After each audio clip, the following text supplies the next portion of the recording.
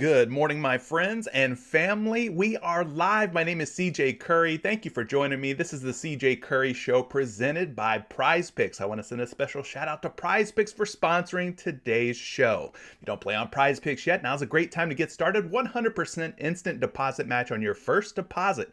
So if you've never played on PrizePicks before, use promo code Curry. Every dollar you put in, all the way up to $100, they're going to match dollar for dollar, doubling your first entry instantly. I've left a link down in the description of today's video. Please go check it out if you're not playing on PrizePicks yet. It really is daily fantasy made easy. Shout out to everybody who is already playing on PrizePicks, who is joining me this morning or this afternoon, depending on where you're watching from. I appreciate the continued support. We're really close to our 7,100 subscriber mark. So if you're watching this for the first time, maybe you haven't subscribed yet, hit that subscribe button, smash the like button. Let's run the likes up. I'm going to set the line for the likes today at 99.5 likes. I'm taking the over because life's too short to take the under. I think we could go for at least 100 likes if you guys all participate and do your part. Speaking of participating and doing your part, I've noticed a lot more of you showing up in the comments section of the replays of these live shows, which is fantastic because, as you know, or maybe you don't know, I do give away a free entry on PrizePicks every single time I go live here with this show here on YouTube. So the way that you get automatically entered to win one of these risk-free two-pick power plays to score $100 on PrizePicks, simply just be a subscriber, right? Hit the subscribe button. Hit the like button, and then once the replay of this show, of today's show, goes up on YouTube, head to the comment section, just comment with your favorite pick of the day. Maybe somebody else in the community sees that recommendation, sees that pick, that comment that you leave behind. They tail it and they win. It could, possibly change somebody's whole night. All right, so that's how you get entered to win one of those risk-free two-pick power plays to score yourself $100 on PrizePicks, giving one away a day. All right, so if you have friends, family, a neighbor, a colleague, a coworker, let them know about the show. Let them know that I'm giving away free entries to win promo credits, which then can be turned into real credits, which then can be withdrawn and put into your bank account, guys. It's a way for you to get yourself a $100 bill. And as they once said, it's all about the Benjamins, baby. Let's run through the chat real quick. We got Roy in the building. He's leaving some dab emojis. I love that. Appreciate the energy. Thanks for being here, Roy. Todd, live for Sundays, says, morning, CJ and gang. Yes, let's make some money on this slate. I'm always up for that, guys. We got 11 NBA games to talk about. We're going to dig through all the games, talk about all the impending news, injuries, etc. There's a lot of good-looking games on today's slate, though. I will tell you that. I think 7 or 8 out of the 11 games have totals of around 230 or more. So big time offense expected to be scored in a lot of these games. Zero Mayweather says, what do we think about Brown over 25.5 points? That could definitely be one that we discuss later on in the show once we get to the Q&A portion. Chris Raptor's in the building. He says, let's freaking go. Thanks for being here, my friend. D'Angelo's here. He says, good morning to everybody except for Bojan Bogdanovic. Yeah, Bojan Bogdanovic, slow first half. All right, he ended up missing his fantasy score despite a very high hit rate of 20 out of 24 up until last night. He missed last night.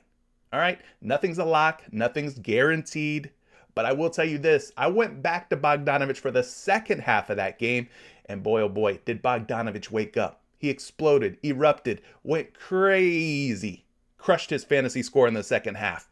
So Bogdanovic, you might have screwed me in the first half, but you're not going to get me twice. I took the over on the second half fantasy score for Bogdanovic, and it ended up working out. Anthony's in the building. He says, tough night for me. Luka killed me, taking the under in tacos from now on. Yeah, we had kind of a rough taco day yesterday, right? Anthony Davis, I better not see your big ass out on the basketball court tonight. Not after you left after a few minutes last night against the Cleveland Cavaliers. I don't want to see you playing basketball tonight. If you were too sick last night to play a full game, I don't want to see you out there tonight either. And that's just the way I feel about it. Moving on. Evan's in the building. He says, yes, Bogdanovic sold. Todd lived for Sunday. So, yeah, so easy to get burned on these tacos. I think I'll take the under and it ends up over. Whatever. Yeah, you could always take the under on the original line. That's been a tried and true move for a lot of folks. I think when you look at the options for that Luka Doncic or Nikola Jokic taco, there was only one option that they gave us Out of the 4 options, that would have hit, and that was Luka Doncic PRA. If that had been voted in as the discount, as the taco, that was the only one that hit out of the 4 options. Obviously, Luka didn't hit his points, Jokic didn't hit his points, and Jokic did not hit his PRA. The only one that would have hit would have been Luka Doncic PRA, and it barely hit. It ended up going over by the hook, so it would have been an absolute crazy sweat fest. But anyway, yeah, there are no locks around here. If you watch my content, if you watch my shows, you will not hear me use the lock word. A lot of you like to ask, what are the locks tonight? Hey, I need a lock. Give me a good lock to pair with this taco. There are no locks, gang. I'm going to keep telling you, there are no locks. No locks. All right? I'm going to make a t-shirt. I'm going to make some t-shirts and sell them to you guys. It's going to say no locks on it. Just so you could look in the mirror and remind yourselves, nothing's a guarantee. We're gambling. It's called gambling for a reason. Anyway, running through the rest of the chat. Jalen's in the building. Shout out to you. Thanks for being here. Junior, shout out to you. Everyday Fantasy's back. Love to have you here. Jarrell, shout out to you. Kaja Owens says, help me, guys. I'm trying to impress my boyfriend. Wow. Well, good luck with that. Devontae Moreno says, let's get this. Thanks for being here. Gutta 59. TC. Philip. I see all of y'all. How the timer go up 5 minutes? Well, it's on loop, Philip. It just restarts. Don't pay attention to that, all right? It's a little production issue we got going on here. But yeah. Jabril, thank you for subscribing to the channel. Appreciate y'all.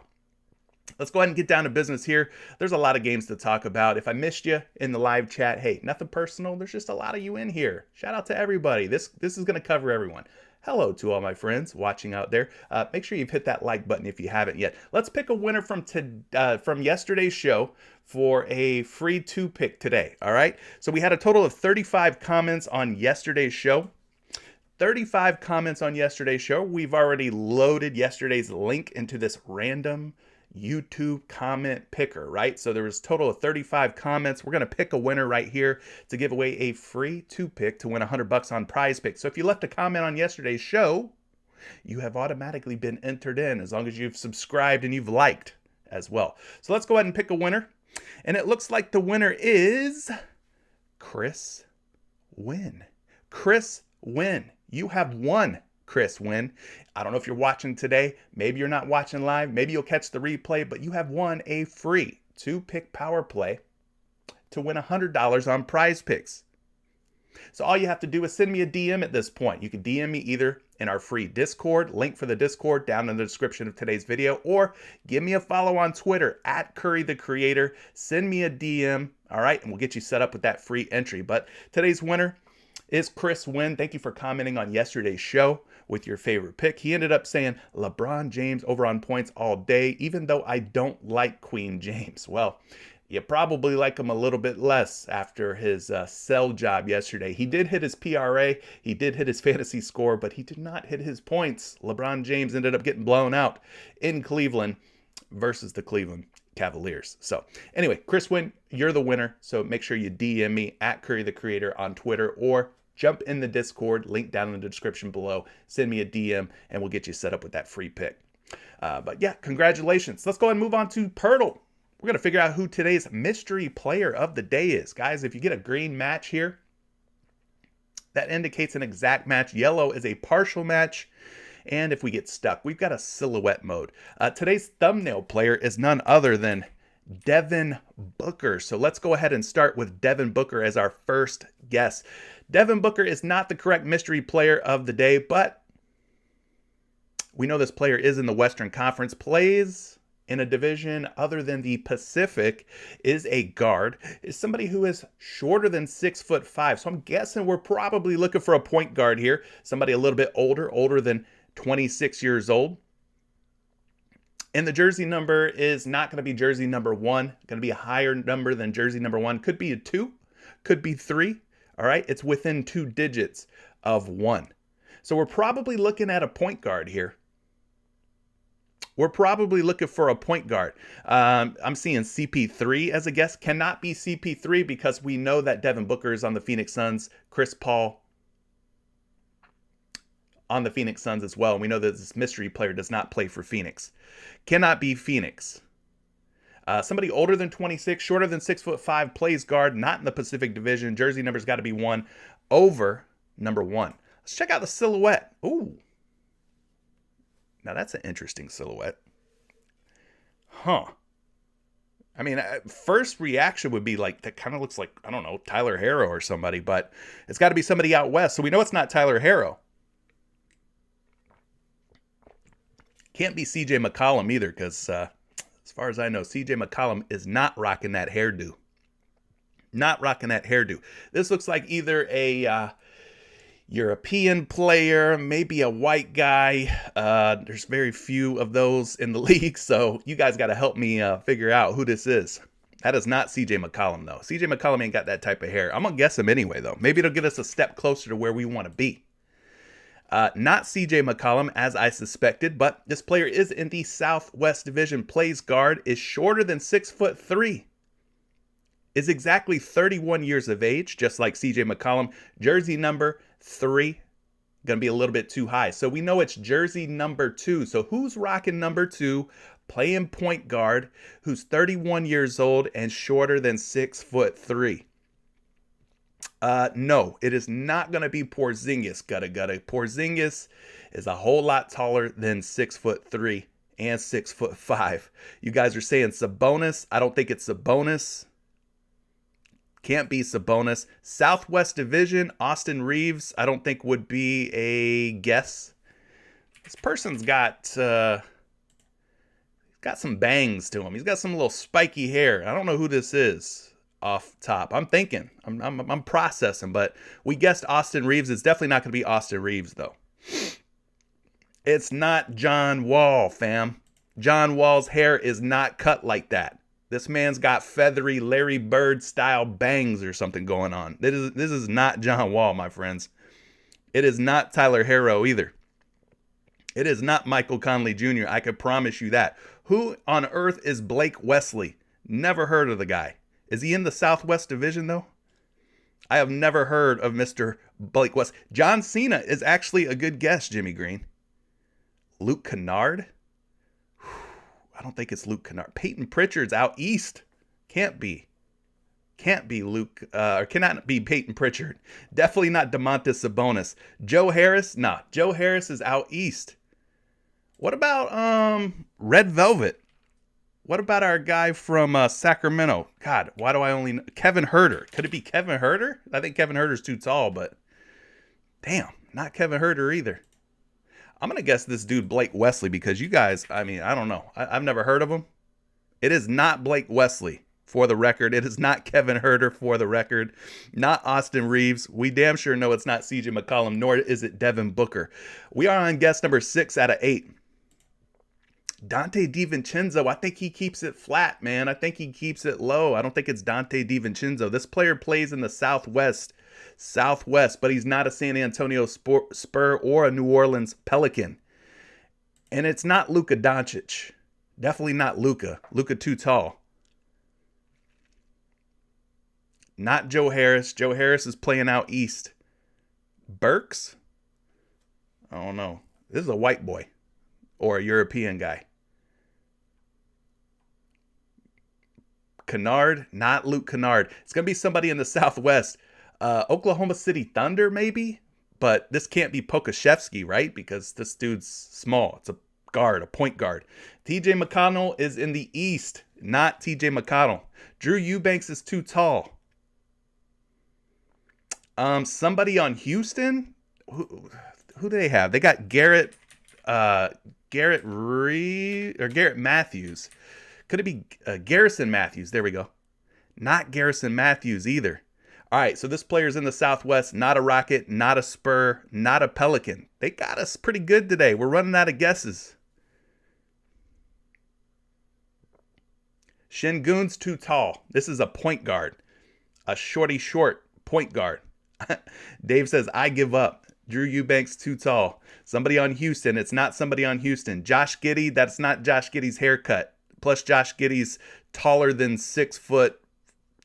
6'3". This player's short. He's shorter than 6'3". Very short player. Veteran player. 31 years old, right? Not somebody who's new to the league. It's not a spur. I can promise you it's not a spur, because if it was a spur, it would be lit up green right here with an exact match saying it was a spur. Not a spur. Campazzo? Ooh. Campazzo. Who's Campazzo playing with? He was with Denver. There it is, baby. We got ourselves a European. What is this guy, Italian or something? Yeah, Facundo Campazzo. Took us 7 guesses. Who is he playing for? He's not with Denver anymore. He's with Dallas. My man is with Dallas. All right. Facundo Campazzo from the Dallas Mavericks plays in the Western Conference. Southwest Division, is a guard. My guy is 5'10". Is he the new JJ Barea? Y'all remember JJ Barea? He was quite short as well. Played for the Dallas Mavericks for a while. He was Puerto Rican. Campazzo, 31 years old, jersey number 2. We have not seen this guy a whole lot. Wow. Facundo Campazzo. What a freaking mystery player. They almost had a stump, but we got it done in 7 guesses. 7 guesses. All right, shout out to everybody who helped solve that one. That was definitely the toughest Purdle I've seen in quite some time. Taking a look at today's NBA slate, 7 p.m. tip-off. Los Angeles Clippers versus my Orlando Magic. Clippers got a whole bunch of players sitting out, including Luke Kennard, not the mystery player, Luke Kennard, Morris, Powell, and John Wall all out for LA today. But we will see PG-13 and Kawhi Leonard taking center stage in the starting lineup versus Orlando tonight. For the Magic, Wendell Carter Jr. is out. No Gary Harris, Jonathan Isaac, Chuma Okeke, and Jalen Suggs. But it sounds like Jonathan Isaac might be coming back very soon for Orlando. So it's going to be Mo Wagner, Bol, Paolo Banchero. I know a lot of people the other night were taking Paolo Banchero under rebounds. And what did he do? Well, he ended up smashing his rebounds, of course. And then some people were taking the under on Paolo Banchero's blocks. And what did he do? He ended up blocking a shot. That's why I say there's no locks. There's no locks, gang. Very low total, though. 215.5 points with a 7-point spread. It's favoring the LA Clippers. Probably going to stay away from that game. You guys know how I feel about the Magic. Very tough team to figure out. The Magic are a big old fat fade for me. Moving on to the 7:30 p.m. game between the Charlotte Hornets and the Brooklyn Nets. This one's got a total of 222. 10-point spread, though, favoring the Brooklyn Nets. So this looks like a potential blowout on paper here, according to Vegas. Still no LaMelo Ball or Gordon Hayward. Martin Smith and Williams all out for Charlotte. And then for the Brooklyn Nets, Ben Simmons continues to sit. It looks like Sumner is a game time decision. Then we got Watanabe, who is already ruled out for this game. But I don't know if I want to take anybody from this game either. 222-point total with a 10-point spread. It smells like a blowout. It looks like a blowout. Probably going to be a blowout. Maybe if you take anything from this game, first half only. I'm looking at you, Kelly Oubre. You've been a very good first half hitter for most of the season. Moving on to the next game, Atlanta Hawks at the New York Knicks. Now, this is one that I have a lot of interest in. Obviously, Trae Young, anytime he's playing in Madison Square Garden, count me in, right?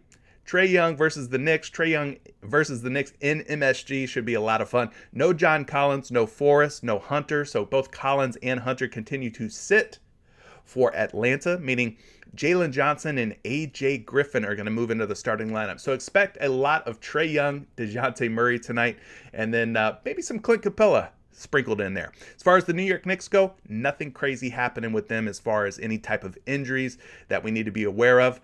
Big total, though, 231.5 points with just a 2-point spread. So a lot of points, a lot of offense expected between Atlanta and New York.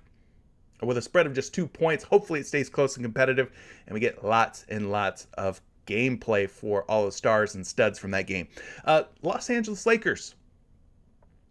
LeBron James did not hit his points last night, hit the PRA, hit the fantasy score. Anthony Davis looking like a game time decision. Like I said, I don't want to see Anthony Davis. I'm pissed off at the guy. How do you play a few minutes and then all of a sudden, my belly hurts. My belly hurts. I gotta go, coach. I'm good. Jared Allen's cooking me, coach. I don't feel like playing tonight. Yeah. Is there anybody in the league that you could think of with the type of talent, with the type of skill, four-star status like Anthony Davis, who is this frustrating? The guy is frustrating. He is the most Ah, man. Soft. Guy is soft. SAWFT. Soft. Anyway, let me get off of my box here talking about Anthony Davis. I don't want to see him out on the floor. He couldn't play last night. He damn sure better not be playing tonight against Toronto. 229 points, though. 9.5-point spread. They expect Toronto to beat the brakes off of the Lakers. Los Angeles on a back-to-back. AD's probably going to play. Let's just call it what it is. But, man, he was getting cooked by Jared Allen last night. Jared Allen had a big game. 8 p.m. tip-off between Detroit and New Orleans. 228.5 points. Nice total, 10.5-point spread. We're still without Cade Cunningham and Isaiah Livers.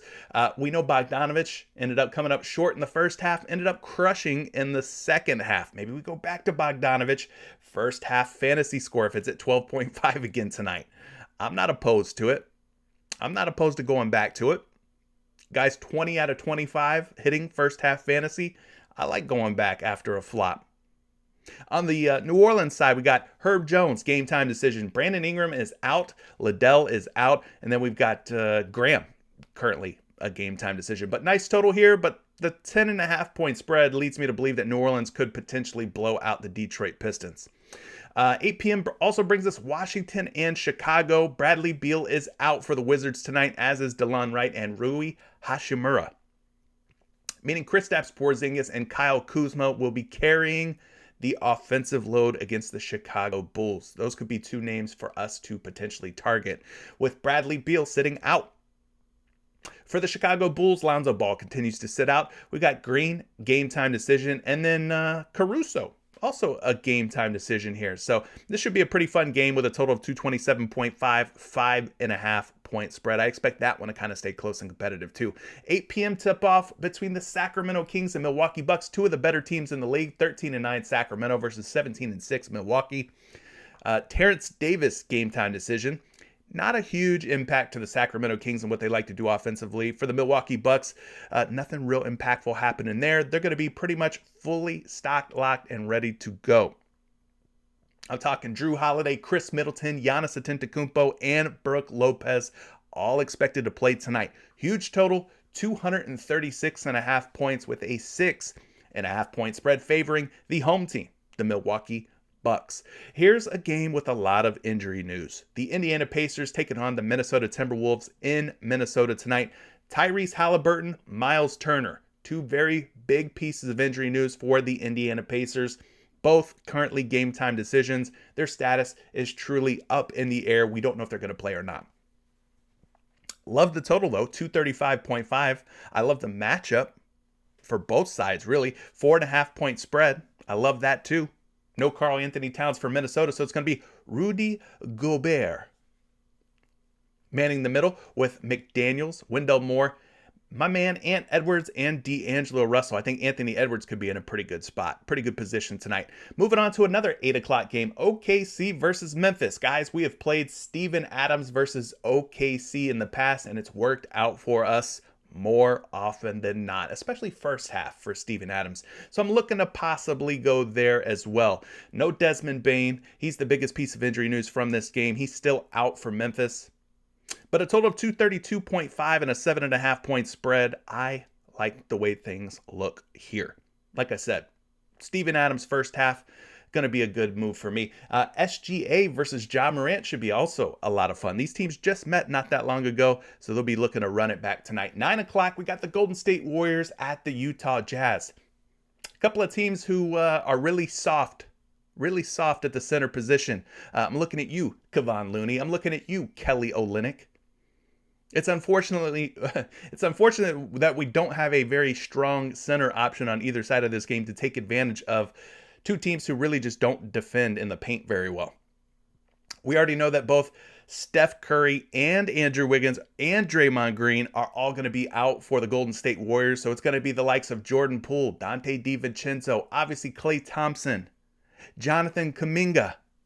They'll be holding down the starting lineup tonight while Curry, Green, and Wiggins take a rest. For the Utah Jazz, Mike Conley Jr., game time decision. He's been sitting out. Colin Sexton's been playing pretty well in his absence, but we have to wait and see if Mike Conley Jr. is going to be in or out tonight. 233.5 points, super sky high total. 7.5-point spread. It's favoring the Utah Jazz. So obviously Jordan Poole is going to be at the top of everybody's list. And then our last game of the night, we're ending it with a bang. 10 p.m. Eastern time tip-off. The Boston Celtics versus the Phoenix Suns. Big total of 230 points, 2.5 point spread. Guys, what I'm hearing is, rumor has it, Chris Paul is expected to make his return tonight to the starting lineup for the Phoenix Suns. Chris Paul has missed quite a few games. So keep that in mind before you go locking in your Devin Bookers, your Mikal Bridges, your DeAndre Ayton plays, right? CP3 is going to be back in the mix. Could be a potential fade for me just to see how many minutes like Chris Paul gets. He's going to definitely shake things up being back in the starting lineup. So I'm kind of like wanting to chill. Maybe I don't touch any of the Phoenix Suns props tonight. But for the Boston Celtics, looks like Al Horford's going to be good to go. Malcolm Brogdon, closer to a probable than a doubtful for Boston. So they're going to have Brogdon and Horford back in the lineup tonight. But this should be a fun game and a good nightcap type of game. But yeah, just be careful on the Phoenix Suns side. Torrey Craig, also a game time decision as well. All right, let's get into it. What are we liking here? Let's go split screen. Let's split it out here. Take a look at PrizePicks in the board and kind of see what we've got to choose from early on this morning. Thank you so much for everybody being here. Appreciate all the new subscribers. Appreciate everybody who has slammed that like button for me. All those likes really mean a lot. And we'll kind of scan through the board here. As I mentioned before, I'm not big on the Orlando Magic on any night, and especially not tonight against the Los Angeles Clippers and what is expected to be kind of a low-scoring game with a spread of 7. So I'm probably just going to stay away from this. Let's just jump to the next game, Charlotte and Brooklyn. Obviously, we've talked about this young man quite a bit, and he's been hitting that first half prop. Let me see if I can get this to load up here. There we go. Kelly Oubre. Kelly Oubre could make for an interesting play. He's at 10.5 points. Well, now he's... What the... Did they just pull Kelly Oubre off the board? What? Come on, PrizePicks. Let's refresh. Let's go back to NBA first half. All right. There he is. Let's make sure that doesn't happen again. Anyway, Kelly Oubre at 10.5 points has hit this number more often than not. He's also at 14.5 PRA. He's going up against Brooklyn. Brooklyn, not a very tough team defensively. So we could take a quick look at some Kelly Oubre numbers here using StatMuse. StatMuse totally free. If you don't use StatMuse, you probably should. But we go first half points, plus rebounds, plus assist logs this season without Gordon Hayward, because that's kind of the key. No Gordon Hayward usually means better success rate here for Kelly Oubre. So we're looking at his PRA. He's hit this in 1, 2, 3, 4, 5, 6, 7, 8, 9 games this season without Gordon Hayward. That's 9 out of 10, 11, 12, 13. That's not too bad. 9 out of 13 looks pretty sharp to me. What about his points? Just the points at 10.5. Let's see if it's got a higher hit rate, lower hit rate. But the key is going to be Gordon Hayward sitting out. So Kelly Oubre at 10.5 points. You got 1, 2, 3, 4, 5, 6, 7, 8, 9, 10. Slightly higher hit rate on the points. So for me, I'd probably be looking at Kelly Oubre's points instead of his PRA. Maybe they'll post fantasy score at some point and we could take a look at that. But as of right now, we've just got first half points and first half PRA. Why first half? Well, the hit rates for one are pretty high for the first half, right? 10 out of 13. Is that what we said? I think we said 10 out of 13. Let me look again. 1, 2, 3, 4, 5, 6, 7, 8, 9, 10 out of 11, 12, 13. Yeah, 10 out of 13 is pretty darn good. I'm pretty happy with 10 out of 13. Little bit of hit or miss here in the last like 5 games or so. 3 out of his last 5, he's hit this number. But overall, without Gordon Hayward in there, pretty high hit rates here. We could also take a look and see what he's done against Brooklyn. If we scroll down here, we take a look at this matchup against Brooklyn back on November 5th. No Gordon Hayward in that game. My guy Oubre had 11 first half points against the Brooklyn Nets at Charlotte, at home. So he did hit this. He's 1 for 1 games without Hayward against Brooklyn this season.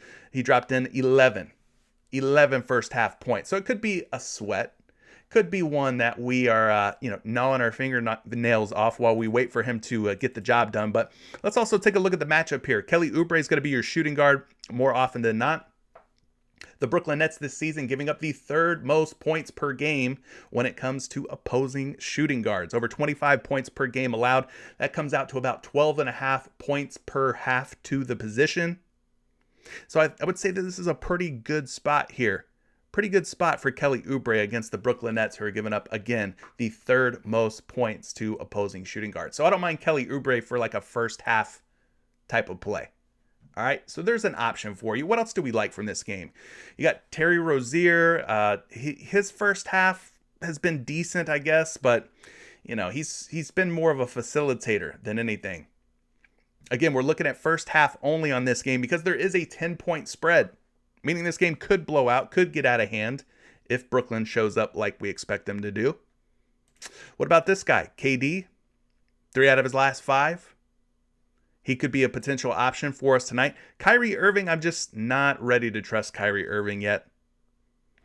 Nicholas Claxton typically has done a pretty good job with his first half points and PRA. Let's take a look at Claxton real quick. His PRA set at 12.5. So he's 3 out of his last 5 there. His points are set at 6.5, but he's going up against the Charlotte Hornets today and Mason Plumlee. And we know that typically, if you're a big guy and you're going up against the Charlotte Hornets, you're in for a pretty good night. So let's take a look at this. Charlotte is giving up over 25 points per game to the center spot. That's the fourth most points per game to opposing centers. So that looks good. So you could go points on Nick Claxton, first half only. You also got the rebounds as a possible option. The Charlotte Hornets giving up 16.2 rebounds per game to opposing centers as well. That is also the fourth highest. So I would say don't sleep on either one of these. Like Oubre, they may add fantasy score at some point in the day, but Nick Claxton for 6.5 points or 12.5 first half PRA only. Those could be good options. We could look at this a little bit further here. Again, relying on StatMuse for this, Nick Claxton first half points plus rebounds plus assist logs this season. So let's take a look at the hit rates for both. He's at 12.5 PRA. He's hit this in 1, 2, 3, 4, 5, 6, 7, 8, 9, 10, 11, 12, 13. So he started the season off kind of slow, but just sort of in the last 10 to 15 games, he's really come alive here. He's hit it in 1, 2, 3, 4, 5, 6, 7, 8, 9, 10 out of his last 11, 12, 13, 14, 15, 16. So not terrible. So that's his PRA. But he does get some blocks. He does get some steals. So fantasy score could be a better move once they add it, if they add it. What about the points? His points are sitting at 6.5 points. We could take a look at the logs for those as well. Again, using just a simple StatMuse search here. We're looking for first half points this season. He's at 6.5, so we're going to need 7 or more points. He's hit this in 1, 2, 3, 4, 5, 6, 7, 8, 9, 10, 11, 12 games. 12 games. Like I said, things have really picked up for him over the last 10 to 15 games or so. He has faced Charlotte once already this season. At least once. We got 1 game log in here versus Charlotte. So in that game, he ended up with 7 points. So he would have hit his point prop. 4 rebounds and 2 assists. So he would have ended up with 13 PRA against the Charlotte Hornets. So he has already played Charlotte once. And he cleared the points, cleared the PRA in that game. You can even go type in first half points logs versus Hornets. He had 7, like we talked about. So he's 1 for 1 on the points. So that's not looking too bad. The fact that he's 1 for 1 on the points, 1 for 1 on the PRA, I'm not too bad at that.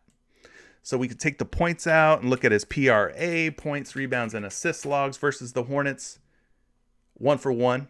13 PRA in that first matchup against Mason Plumlee and the Charlotte Hornets. And then you could even take the Hornets out of the equation and type in Mason Plumlee's name. I guess he's never played Mason Plumlee. Interesting. This might be the first time. No, it can't be the first time he's faced Plumlee. I'm pretty sure Plumlee played here. Let's look. He did. Oh, well, I don't know. StatMuse is dumb sometimes. Anyways, yeah, 1-for-1 this season against Brooklyn, or against Charlotte when it comes to covering that first half point number of 6.5. He's also good for the PRA at 12.5. I think I would go PRA if I were to go either which way on this one, just due to the fact that Charlotte does give up so many rebounds per game, right? We talked about fourth highest rebounds per game, as well as the fourth highest points per game to opposing centers. So I would probably go PRA on Nick Claxton, but once they add fantasy score, or if they add fantasy score, we could probably go that route too. So for me, this game's going to be a first half only type of game. Charlotte and Brooklyn. Those are a couple of first half plays that kind of look interesting to me. Very good matchup for Nicholas Claxton. Very strong matchup for Kelly Oubre on his points at 10.5 as well. Both of these guys are 1-for-1 against the opposing team this season. So Claxton's 1-for-1 on the points, 1-for-1 on the PRA. Oubre is also 1-for-1 on his points going up against Brooklyn as well. So I'm going to move on from that game, and then we'll keep kind of just scrolling through, probing the PrizePicks board, see what else looks good. We talked about Atlanta and New York. I think this is a very interesting game here. One of the guys that I have some interest in is probably Clint Capella. Let's take a look at some of his stats. He's at 12 rebounds today. That seems a little bit low.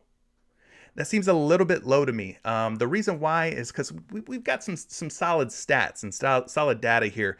So let's take a look at that. We're using props.cash. Guys, if you're not using props.cash yet, go sign up for props.cash. It's just $20 a month. Your first month, I get you 25% off when you use code Curry at checkout.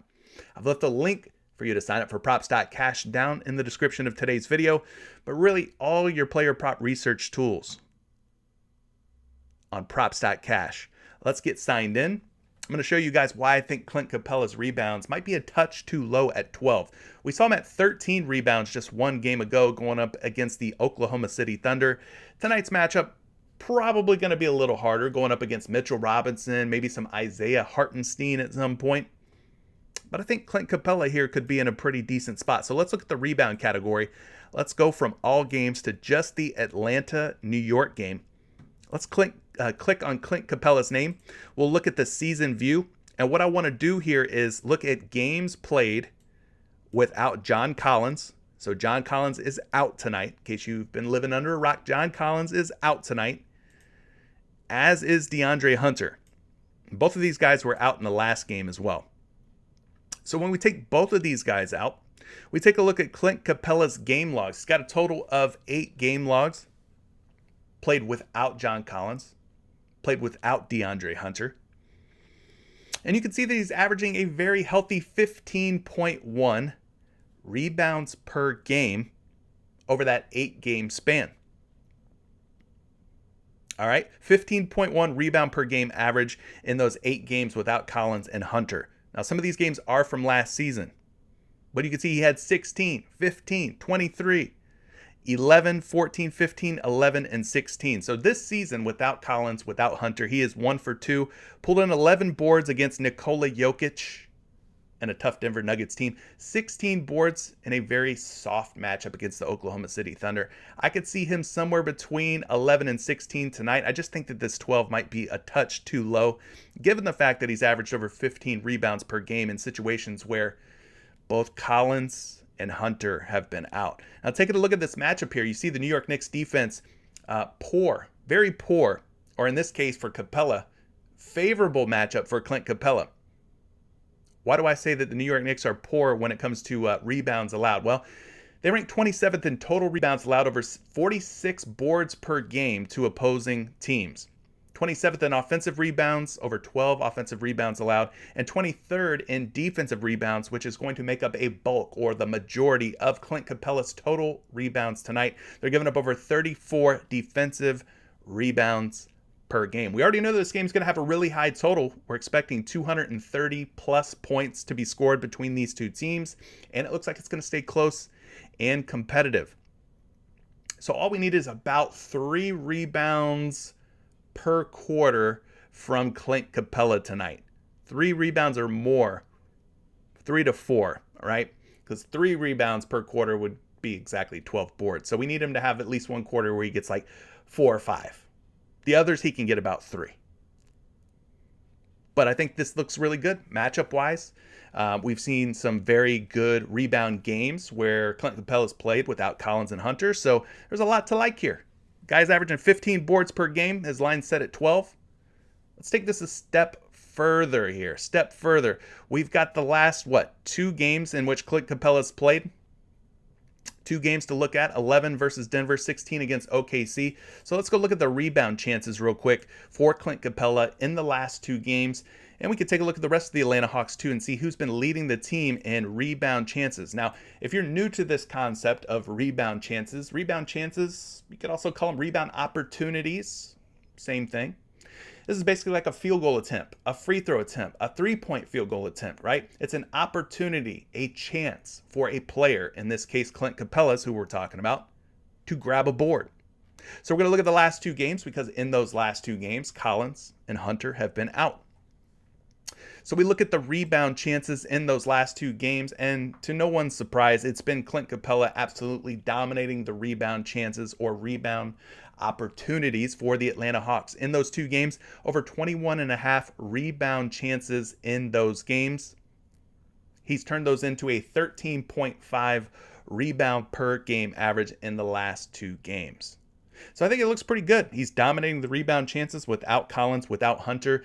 Again, to no one's surprise, we kind of figured this would be the case. So let's go take a look at the center position. We're going to look at the New York Knicks, see how many rebounds per game that they've allowed to the center position this season. So we'll scroll down. We'll find New York here.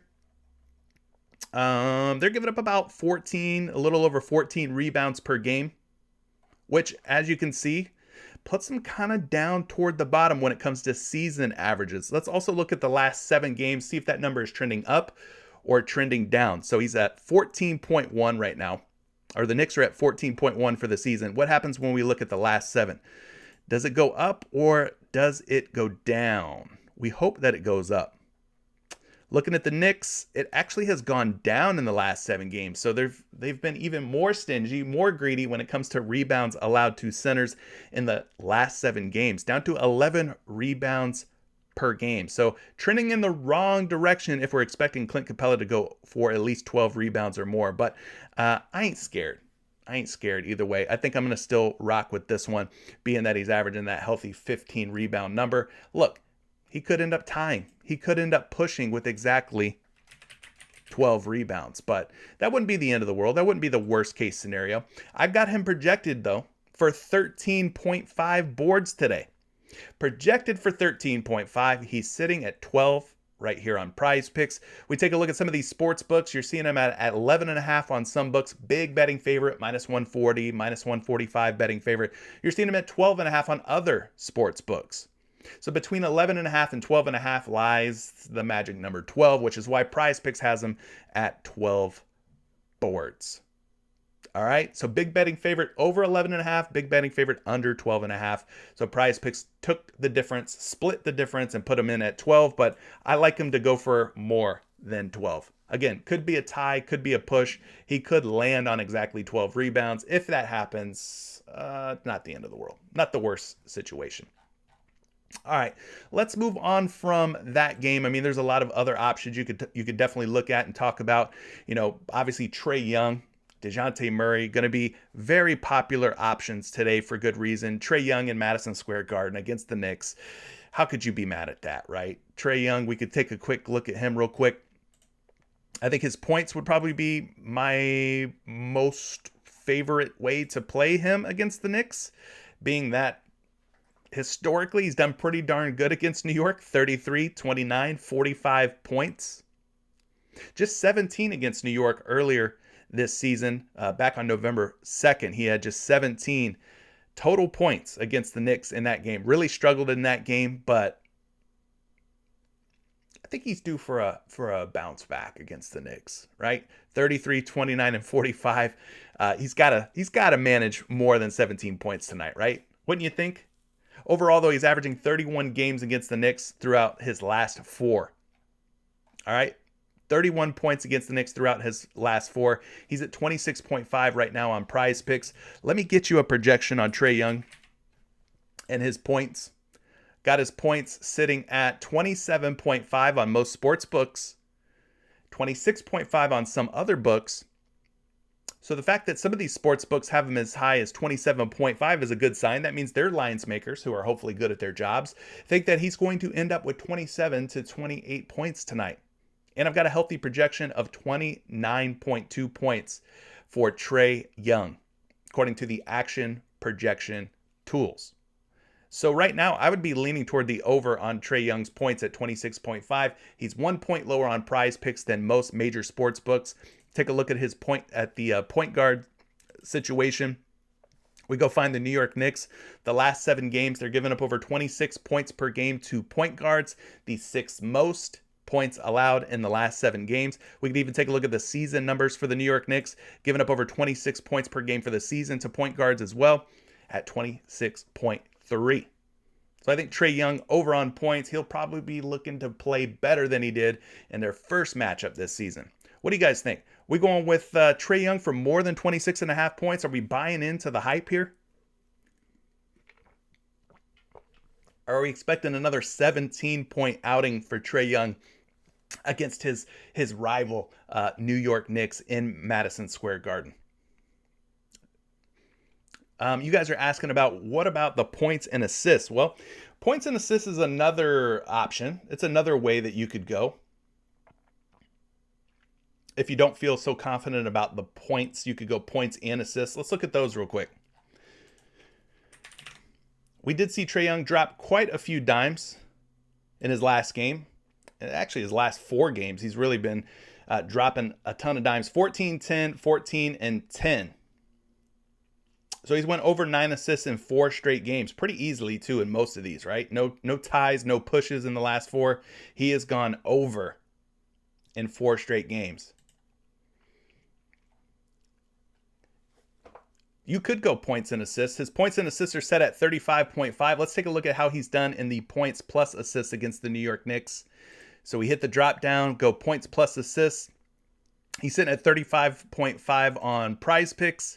Even when we bump him down to 35.5 on Prop.Cash, 2 for his last 4. So the points actually have a higher hit rate than the points plus assists.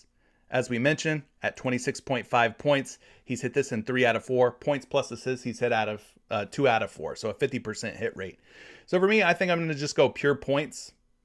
Just in case, he's looking to get his shot up tonight and not drop so many dimes. But Brandon, my thoughts on the Clippers Magic game, leave it alone. Unless there's something you really love. I mean, both teams very deep. Both teams have a lot of interchangeable pieces, right? A lot of moving parts on both sides of that game. I would just say fade it, man. You got an 11-game NBA slate tonight.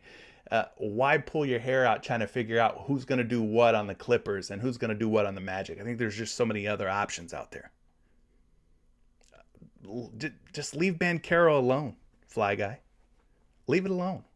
Why stress yourself out trying to figure out if Mo Wagner, Bol or Paolo Banchero is going to get all the rebounds? Why bother? You got so many other games, so many better options out there than the Clippers and the Magic. Fuck that game. My bad. Sorry.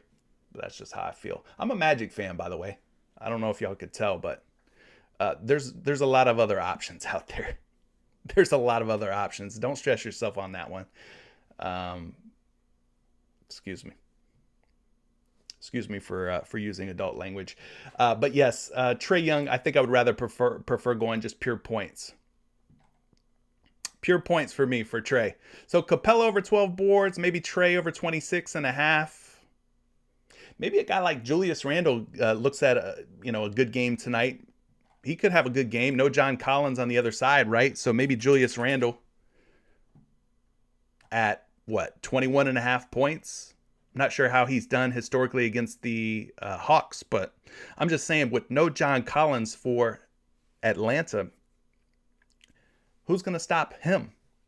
Who's going to draw the Julius Randle assignment? Is it going to be Jalen Johnson? It looks like it might be Jalen Johnson. Most of the time you ask me what I think about Julius Randle, I'm going to say I don't trust him.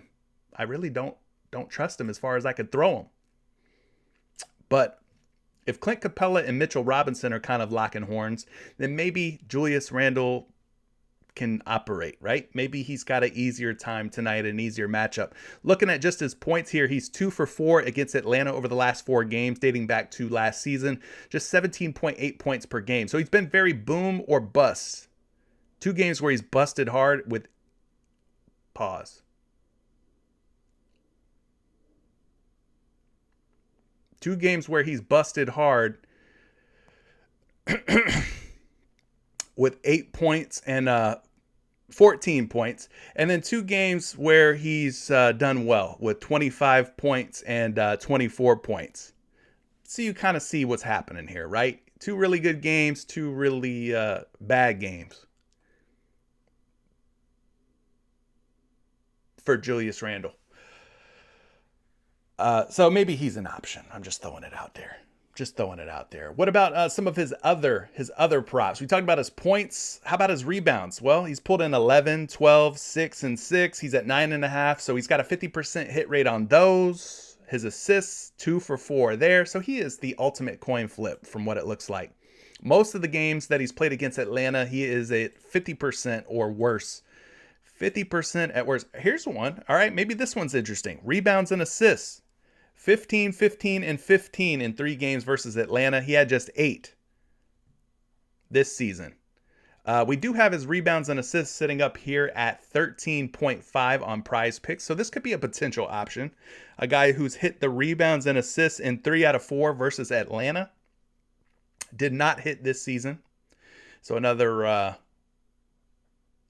hard bust for Julius Randle against Atlanta in their first matchup. But hey, 15 in 3 straight games against Atlanta dating back to last season. That could be a potential option. As of, all of the props that we're looking at for him here, that one seems to have the highest hit rate. So if you don't believe in him scoring tonight, maybe you go rebounds and assists. 3 for 4, possibly, maybe. But maybe just something to kind of keep your eye on. With no John Collins on the other side, it's going to be young Jalen Johnson trying to keep Julius Randle in check. Anyway, let's move on from this game because there's a lot of games, right? What else are we liking out there? Well, we've got LA at Toronto. I don't think I'm really too interested or hyped to play anybody from this game. I know that bigs against the Los Angeles Lakers typically do pretty well. So maybe a guy like Pascal Siakam. He's not up on the PrizePicks board at the moment. I don't think any of the Raptors are, but I could see Siakam possibly having a good game against the Los Angeles Lakers, especially if Anthony Davis is not out there tonight. So that could be a good move. We talked about our guy that we love to hate, I guess you could say, Bogdanovich, right? 12.5 first half PRA. His fantasy score, I think, was also at 12.5 last night. He did fall short. All right, I'm not going to make any excuses for this guy. He did end up selling us short, but maybe we go back to him again tonight. New Orleans is dealing with a handful of injuries to some key players. Herb Jones, Brandon Ingram. Maybe Devontae Graham is out as well, but it's going to be Trey Murphy, Dyson Daniels, who are going to be assigned to Bojan Bogdanović. This guy's hit these props more often than not, all right? The hit rates are still very strong. We have to have short-term memories in this game that we play called PrizePicks. I ended up running Bogdanović back in the second half last night, and he crushed it. He ended up crushing it against Miami in the second half. So he had a slow first half, which is not typical. Typically, he's going over 9.5 points. He's going over 12.5 rebounds. He's going over 12.5 first half fantasy score. But last night he had a bit of a slow start, came out very strong in the second half and asserted himself. So he's going to have an opportunity here against young Trey Murphy, young Dyson Daniels to keep things going, man. And I might have to roll the dice again here on Bogdanović. But anybody that I play from the Detroit-New Orleans game, most likely I'll go first half only. Just looking at the situation here, 10.5 point spread favoring the Pelicans. I'm not sure that I want to be invested in anybody in a full game situation. This guy could be a potential play as well. Jonas Valanciunas, or Jonas, if you prefer, Jonas. Joe Val, all right? 12.5 first half PRA. He's hit this in 3 straight games. against Toronto, San Antonio, and against Nikola Jokic. All right, he's going up against Detroit tonight. Marvin Bagley III and Isaiah Stewart, not the most formidable duo, right? We saw Bam Adebayo eat these boys up last night. Had a pretty good first half, did Bam Bam, against Marvin Bagley and Isaiah Stewart. I took the over as one of our Patreon plays. I took Bam Adebayo over 17.5 first half PRA, and he went over. He ended up hitting against Bagley and Stewart. So maybe you go Joe Val, who's riding a 3-game streak here, 21, 19, and 13, against the Detroit Pistons front court that really isn't slowing guys down. Let's go to the center spot. We're going to switch this to the last 7 games because this new Twin Towers lineup of Stewart and Bagley is a more recent thing. So I want to look at just the last 7 games and kind of see how they've done defensively against opposing centers. So we'll go find the Detroit Pistons. Guys, they're giving up over 24 points and over 16 rebounds per game to opposing centers in the last 7 games. That's 40 PRA. So if we slice that number in half, that's about 20 PRA to centers per half. He needs 13. They're going to be without Brandon Ingram. They're going to be without Herb Jones. They're going to possibly be without Devontae Graham. So somebody's going to have to step up here. So I don't mind Joe Val. at 12.5 first half PRA. He's been showing good form in the last 3 games. And the Detroit Pistons front court, not all that, right? So I think that could be another first half potential play as well. Detroit, pretty soft in the middle over the last 7. But yeah, from this game, I'm probably just sticking to first half only plays. So if we were to let's take out some of these full game props. If we were to like build out a first half only card here, I got to put my money where my mouth is, right? I said I would go Bogdanovich for either points or PRA. I guess I would prefer his PRA. If I remember correctly, that's got the higher hit rate. But I like these 4 for some first half only action. Oubre Jr., Nick Claxton, Joe Val, Bogdanovich. These games, both of these project to be blowouts, so that's why we're going first half only on them. All right. Anything else that we're liking from Detroit, New Orleans? It would have to be first half only for me. I took Killian Hayes over 5.5 assists. I know there was a lot of Killian Hayes over points truthers out there from yesterday's show. I told you guys. I tried to tell you guys. We looked at it together. Killian Hayes has a higher hit rate at 5.5 assists than he does his points. But everybody wanted to go his points. I said take the dimes. The dimes hit. The points did not. All right. He's got a higher hit rate without Cade Cunningham, does Killian Hayes at 5.5 assists. This was another Patreon play that I put out there. No Killian Hayes at the moment for anything first half. Let's see.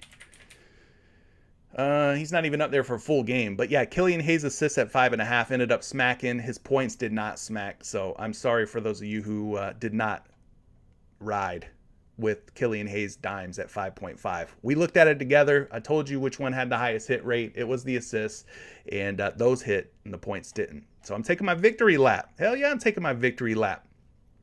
All right, let's move on to these other games. We got Washington at Chicago. We talked about no Bradley Beal, no Rui Hachimura, no Delon Wright for Washington going up against a Chicago team that's not very good defensively outside of Patrick Williams. Patrick Williams is a menace. He is a problem. And if they put Patrick Williams on Kyle Kuzma tonight, don't be surprised if Kristaps Porzingis against Vucevic, if he feasts against Vucevic. Or it could be a Denny type of game. You got Corey Kispert, Monty Morris. Not really interested in either one of those guys. I really think this is setting up for a Porzingis night. If they put their best defender, Pat Williams, on Kyle Kuzma, I think it's going to be a problem for Kyle Kuzma unless Pat Williams gets into foul trouble, which could happen. But I think this is a tough matchup for Kyle Kuzma going up against Patrick Williams. Which means Porzingis, by default, would be that dude. Against the Chicago Bulls. Let's take a look at Porzingis. They got any props up for him? All right, they got him at 24.5 points, 36.5 PRA, 33.5 points in rebounds, 27.5 points in assists, 8.5 boards. So there's a lot of good-looking ways to play Kristaps Porzingis. Let's take a look and see what we've got here with this Washington Chicago game. What we can do with taking Bradley Beal off the court. See who's what props are hitting at a good rate here for KP6. So we'll look at his points, games played without Bradley Beal. I just want to see this season. All right, so he's at 24.5 points. He's hit the over in 2 out of 5. Not sexy, right? Not all that sexy. What if we take Rui Hachimura out as well? Does that change things at all? Not really. Does not really move the needle. These games were all when he was still with Dallas. Porzingis was still with Dallas in these games. So he's only played one game this season against Miami with both Rui and Bradley Beal off the floor. Let's put Rui back in there. Let's look at some of these other ones here for my man KP6. Right? One game. 1, 2, 3, 4, 5. Yeah, he's only played 5 games without Beal this season. All right, what about rebounds? Rebounds 2 for 5, not sexy. Assists 3 for 5 without Beal, decent. 1 for 5 on points and assists. 1 for 5 on points and rebounds. Rebounds and assists 2 for 5 without Beal. PRA just 1 for 5. 3-point field goal makes. Hey, here we go. They're not going to give us his 3-point prop as of now, but he's hit 2 or more threes in 3 out of 5 games without Beal. That's not terrible. I really feel like this is going to be a Porzingis night, though. All right, let's put Bradley Beal back in the mix. Let's take a look at what he's done against the Chicago Bulls. Not great either here with the points against the Bulls. 22, 14, and 14. Had just 14 points against Chicago in a previous matchup from this season. This game on March 29th was when he was with Washington. So, man, not very good numbers here. Not inspiring. He's had some rebound success against the Bulls. 12 boards, 10 boards, but just 3 rebounds in their earlier matchup from this season. 8.3 rebounds per game. Assists, he's 1 for 3 against the Bulls. Points and assists, 0 for 3. Points and rebounds, 1 for 3. Rebounds and assists, 2 for 3. PRA, 0 for 3. And he did not play very well against Chicago in that matchup from earlier this season. Let me look at the metrics here. Some of this DVP data. Centers going up against the Chicago Bulls. We'll look at the season numbers here. Chicago, when it comes to points allowed to centers, man, they're keeping them in check. 21.3 points per game. Only giving up about 13 rebounds per game.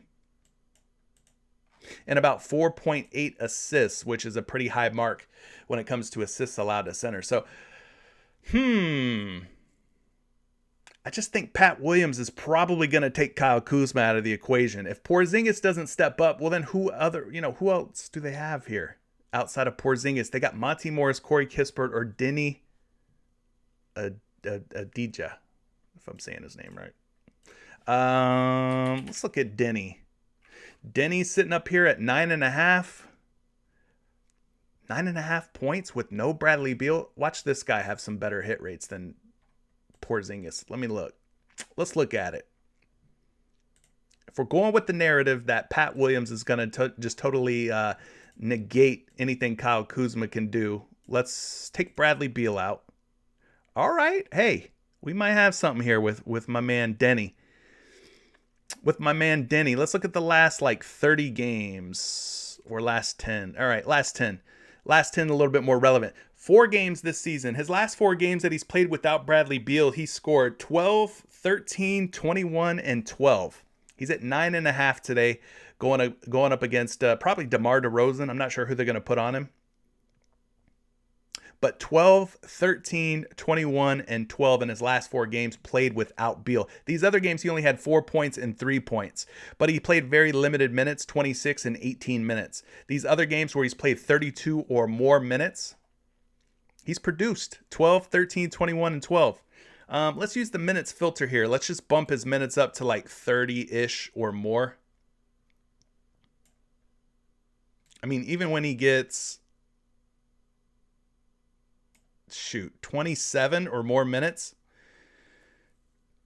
27 or more minutes without Bradley Beal, he's 9 for 10, 90% dating back to last season. All right?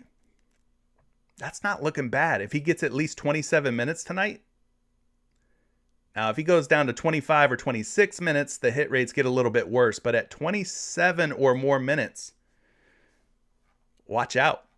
Watch out. My guy can get it done. Now, if he gets 30 or more minutes, let's just say he gets 30 minutes. Let's bump him up to 28, 29, 30. Still pretty good hit rates, right? Still the same, 9 out of 10. What if he gets 30 plus more than 30 minutes? We go 31, 32, 30, 34 minutes really unlocks a 100% hit rate. But that's pretty encouraging, right? To see if he gets at least 27 minutes tonight without Bradley Beal. Last 10 games, 9 for 10, 90%. I can get on board with some Denny over 9.5 points. What do you guys think? Can you get on board with that? Let's look at some of these other categories for this guy. We might have unlocked a nice little play here. When he gets 27 or more minutes without Bradley Beal, he's 8 for 10 on his rebounds. So we got 90% hit rate on the points, 80% hit rate on the rebounds. What about these other categories? We got 2.5 assists. Whew. You guys like 100% hit rates? Because we got one right here. We got Denny at 2.5 assists, 10 out of his last 10 without Bradley Beal when he's played at least 27 minutes. 10 out of 10. He dropped 10 dimes against Miami on November 23rd, the last time that Beal sat out. Huh. Interesting. Very interesting. Now, what if I take his minutes down a little bit? If I take it under 27, the hit rates drop down to 90%. But that 27-minute mark is really clutch. That really seems to be the key here. Let's get a projection on how many minutes Fantasy Labs thinks he's going to play tonight. They got him projected to play 30 minutes tonight, gang. 30 minutes, according to Fantasy Labs. Beautiful. If that's true, if their projection for his minutes are true, then I think we've unlocked a very nice potential play here. All right, let's just remove the minute filter here, and let's go to a larger sample. Last 30 games. The last 30 games that he's played without Bradley Beal, he's hit this in 67%, which is still not bad. Still not bad. Now let's put the minutes back on here. 27 minutes or more. All right. 17 out of 25 when he plays 27 minutes or more without Bradley Beal, 68%. What about when he plays 30 minutes or more? 71%, 12 of 17. Yes, Denny is expected to start tonight. Monty Morris, Corey Kispert, Denny, Kyle, and Kristaps is your projected starting lineup. But I think this one looks pretty strong. I mean, if you wanted to play his points, you could go that route. If you wanted to play his assists, you could go that route. But yeah, he's a perfect little hitter here. When he plays 27 or more minutes.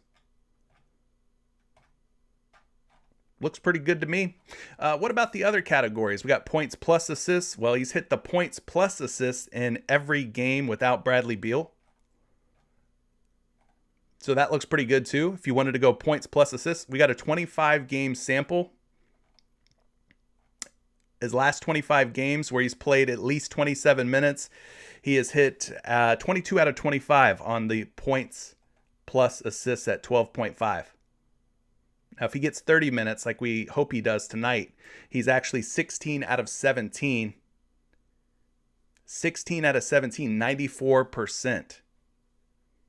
So you could go assists, you could go points plus assists, but it seems like this guy is scoring pretty well and dropping dimes pretty well when Bradley Beal is out of the mix. He's 4 for 4 this season as long as he plays at least 27 to 30 minutes in that range.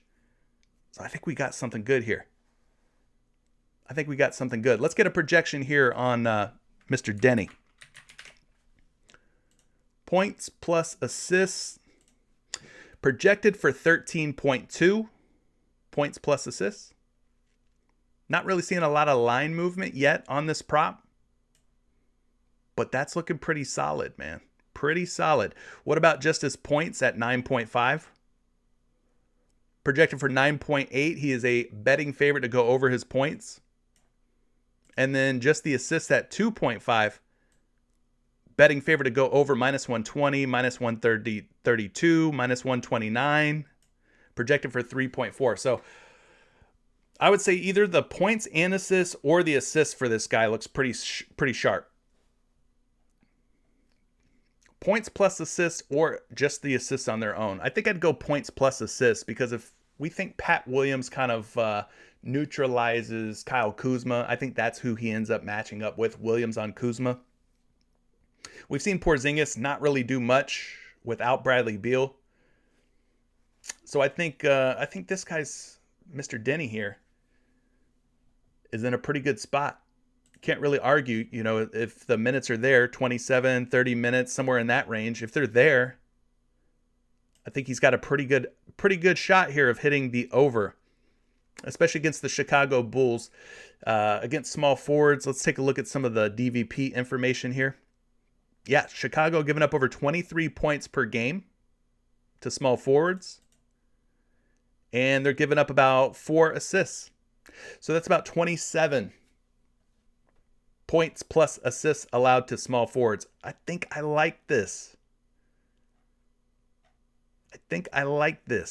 But yeah, we can't really... Karma Picks is asking, what about foul trouble? It could happen. Injuries could happen. You could be like Anthony Davis and have irritable bowel syndrome and only play 8 minutes and then go to the locker room for the rest of the game.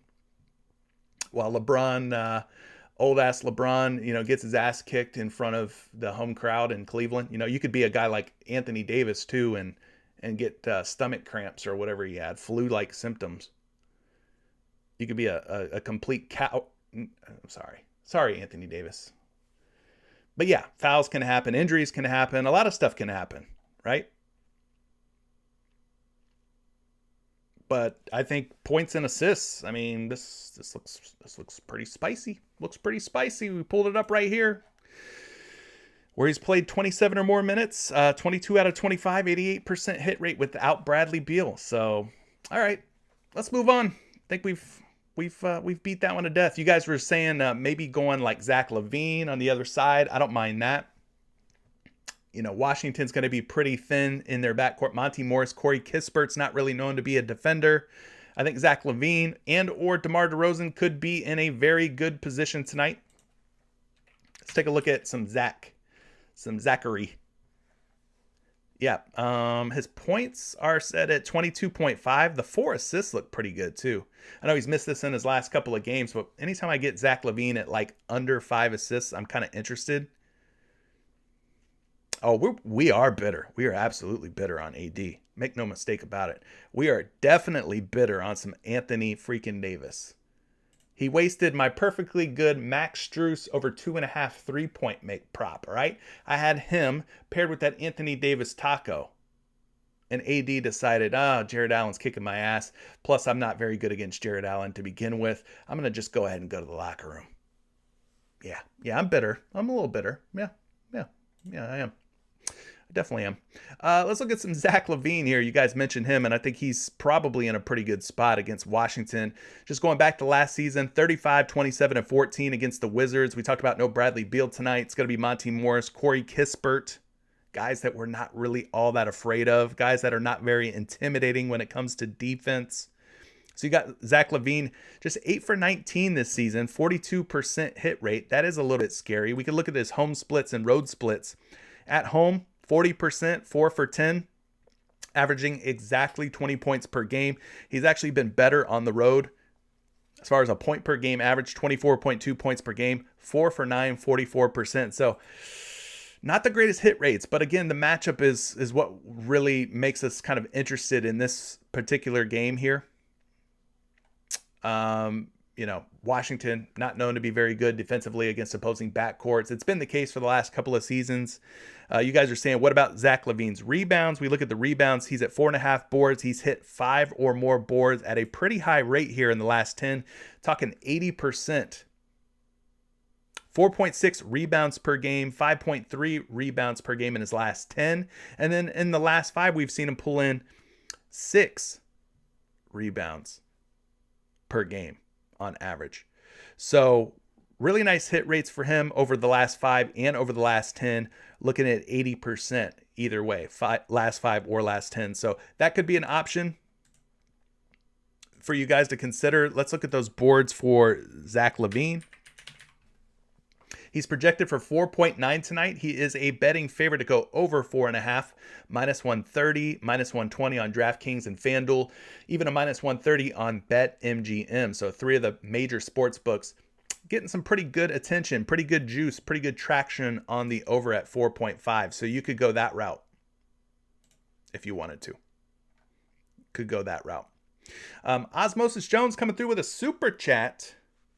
Appreciate the super chat. If you guys have any urgent matters, a pick or prop you want me to do an in-depth deep dive on, just do like what Osmosis Jones did here. He left a super chat. Super chats go a long way to help supporting this free content, helps keep me afloat, doing what I'm able to do for you guys here every time. But Osmosis Jones coming through. He's asking about, what about Anthony Edwards? What about Anthony Edwards for points? He is at 26.5. Let's clear some of this stuff off of our entry here. 26.5. He's done a pretty good job since Karl Anthony Towns has went down when it comes to covering this prop. So Indiana taking on Minnesota tonight. Most of the time earlier in this season, I would say, hey, I don't mess with the Minnesota Timberwolves because they've been very difficult to figure out. Very difficult to figure out. But with Karl Anthony Towns going down, I think the roles kind of start to become a little bit more clear and more defined. So we take Karl Anthony Towns off. Did they just... No, okay. Something happened there. Karl Anthony Towns off. You can see what he's done in the last 7 games in which Cat has sat. 2 for 7, 29% hit rate. This season, 29 and 26 points. 29 against Memphis, 26 against OKC. He's going up against Indiana tonight. If you look at the matchup here, the defensive ratings for Indiana, you're going to see a whole lot of green, meaning they're giving up a lot of points, a lot of threes, a lot of free throws. They do not guard shooting guards very well at all. Plus, the total on this game is massive at 237.5. So huge total on this game. And a spread of just 5 points, meaning it should stay close. It should stay competitive. So we go take a look at the shooting guard spot. Shooting guard spot. Indiana Pacers giving up the 4th most points per game to opposing shooting guards at right around 25 per game. So there's only 3 teams in the NBA giving up more points per game to shooting guards than the Indiana Pacers, which is Anthony Edwards' matchup tonight. So, yeah, I kind of agree with you, Osmosis Jones. It's looking very good here. I could absolutely see him going off in a game with a total of nearly 240, especially if you get like Tyrese Halliburton out, right? If Halliburton ends up sitting, Miles Turner ends up sitting, it's an overall easier game, easier matchup for Ant-Man. If no Halliburton, if no Turner. I think it might turn into a blowout if those guys sit out for Indiana. But if it's going to be a blowout, Anthony Edwards is probably going to have a big hand in blowing out the Indiana Pacers. But I think this looks pretty good. Good matchup. High total game. Pretty close spread as of right now. So let's get you a projection here on Edwards. Edwards points. Projected for 27, that's higher than 26.5. Right now at 26.5 points on most sports books. We're not seeing a ton of action early on. FanDuel, slight betting favor to go over. BetMGM, slight betting favor to go under. PointsBet, slight betting favor to go over. But you're even seeing him at 27.5 on other sports books, meaning their lines makers think 27, 28 points is an outcome for Anthony Edwards tonight. So I don't hate that. Yeah, I don't hate that. I think that's a pretty solid option given the circumstances, the game total, the game spread, the matchup, no Karl Anthony Towns. Should be a, open season here for Anthony Edwards against the Indiana Pacers. He should have the ultimate green light. So Jesse coming through with a super chat. Hey, Jesse, I appreciate you, bro. I appreciate the everyday support, man. I appreciate the super chats. Thank you. You're liking Jason Tatum for rebounds and assists over. So are you saying you like them on their own over? Or are you saying combine the two, rebounds plus assists, and you like that over? Let me know how you're wanting to play that. Are you saying you could take the rebounds or the assists over, or combine them and then take them over? Combine. All right. Bet. All right, let's take a look at that then for my friend Jesse. Appreciate you leaving that super chat. He's liking the rebounds and assists for Jason Tatum tonight going up against the Phoenix Suns. We talked about Phoenix. They're going to be getting Chris Paul back. It sounds like Torrey Craig probably going to play tonight as well. I would be surprised if he sits out,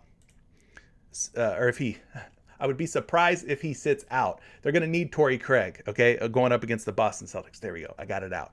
But Jason Tatum sitting at 12.5 rebounds plus assists at Phoenix tonight, right? I think he's playing on the road. Let me double check that. Yes, it is on the road. Malcolm Brogdon is expected to play tonight. He looks more probable than doubtful. So, Jesse, do we think that Malcolm Brogdon being in is a detriment to Jason Tatum's rebound and assist potential? Do we think he cuts into some of the productivity for Jason Tatum when it comes to rebounds and assists? Al Horford also playing tonight. Something to kind of keep in mind as well. What we can do to kind of maybe help us with the answer to that question about Malcolm Brogdon, we could go Jason Tatum rebounds plus assists with Malcolm Brogdon logs. All right. So these are games played with Malcolm Brogdon. He's at 12.5 rebounds and assists. He's hit this in 1, 2, 3, 4, 5, 6, 7, 8, 9 out of 10, 11, 12, 13, 14, 15, 16, 17, 18, 19. So he's 9 for 19 with Malcolm Brogdon. I know that's not a sexy hit rate. That's slightly more than 50%. So it's a little bit concerning if Brogdon plays. I think I'm a little concerned with this. Let's do something else here. Let's take this a step further for my friend Jesse, who dropped that super chat. Let's go a step further here and see if we can make even more sense of this. Because we know Horford's going to play. We know that Brogdon is expected to play. So let's look at something here. Let's go Jason Tatum rebounds plus assists with Al Horford logs. Yeah, we want to include this season for Horford. All right, perfect. All right, so let's go through these real quick. We'll bust out our little highlighter. So all the games, this is all the games where Horford and Brogdon have both been in. We want to look at the hit rates. So we got this one, 12-4, 12-2, 11-30, they both played. 11-25, they both played. 11-23, they both played. 21, 18, 11-9, they both played. 7, 4, 2. We got 10-30, 10-28, 10-24, 10-21, and 10-18. All right. So everything highlighted in yellow are games with Horford and Brogdon. So now we'll bust out the green highlighter, and then we'll go through and highlight how many times he's hit. So that's 1. That's 2. Missed that one. Hit there, hit there, hit there. Miss, miss, miss. Hit, hit, hit, and a hit. All right. So we got 1, 2, 3, 4, 5, 6, 7, 8, 9, 10, 11, 12, 13, 14, 15, 16 games this season. 16 games played with Horford and Brogdon. Out of the 16, he's hitting 1, 2, 3, 4, 5, 6, 7, 8, 9.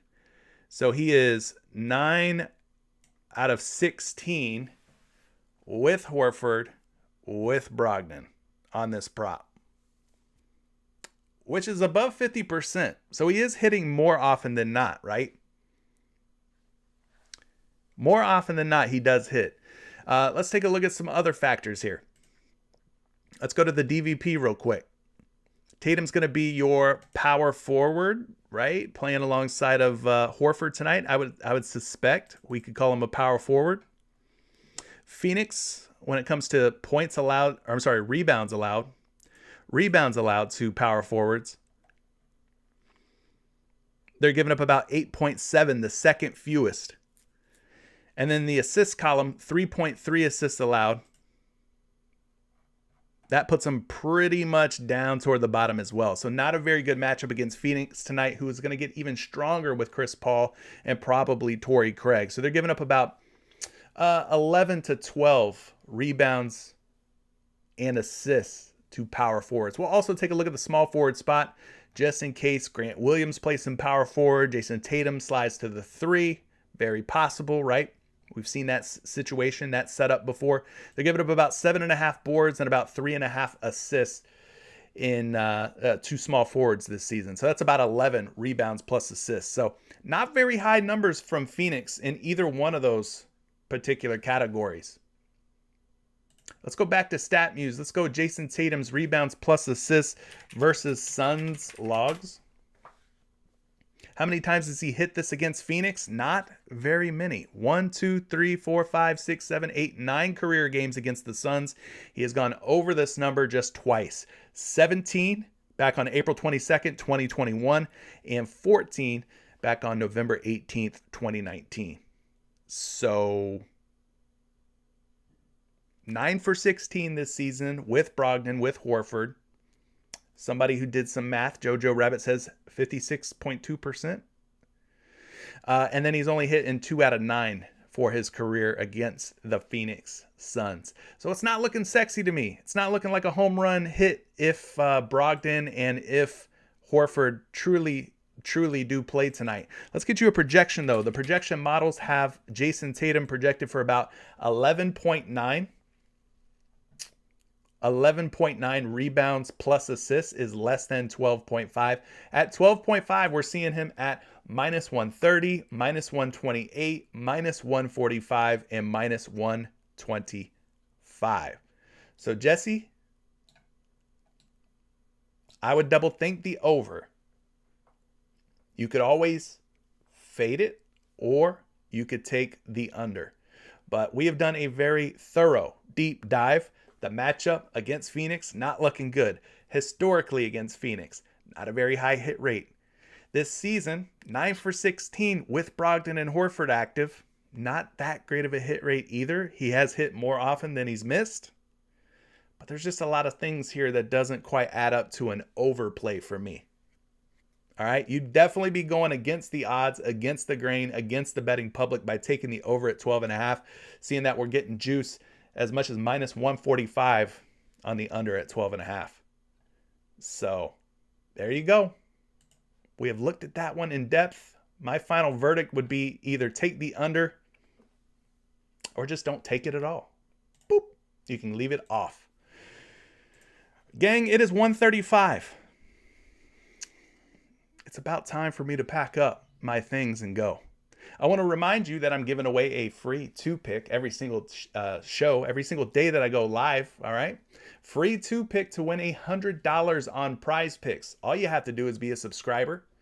Slap the like button. If you haven't hit the like button, there's a lot of you watching who have not done me that free favor of hitting that like button.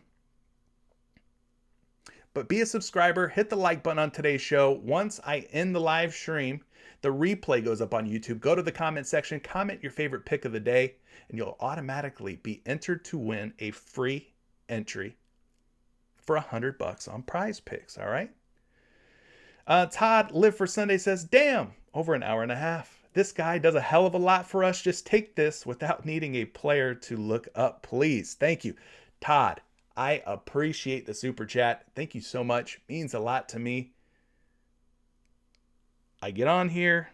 I don't expect these types of things, but when I get them, I am very thankful. I appreciate you. Thank you for all the support. Thank you for joining me. Good luck tonight. If you're in Patreon, we're going to look to build off of yesterday's 6-2 hit rate from Patreon yesterday on a big 11-game slate tonight. You can join Patreon, join the community down in the description of today's video. I've left a link for you to join the Discord and join the Patreon. It's just $20 a month. You win one $10 two-pick power play.